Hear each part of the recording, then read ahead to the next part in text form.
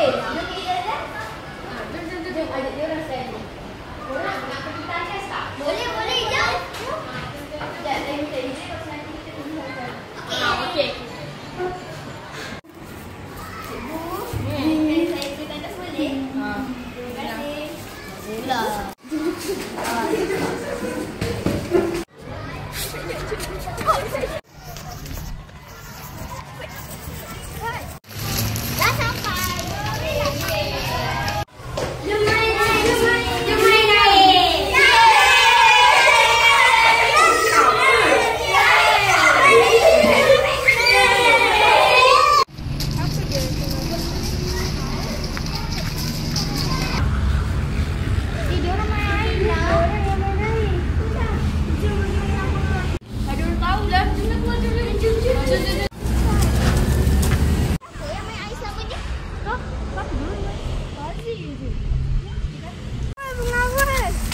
Aduh, dah main air.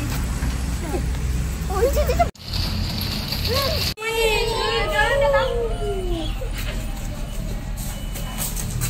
Oh, jadi sama ni korang lah yang main air. Patutlah tanda selalu banjir. Saya akan tulis semua nama-nama. Tapi janji tak nak main air lagi. Ya. Janji ya? Janji. Pengajarannya, kita janganlah membazir air kerana air ialah anugerah Tuhan. Kita kena berjimat cermat. Bye.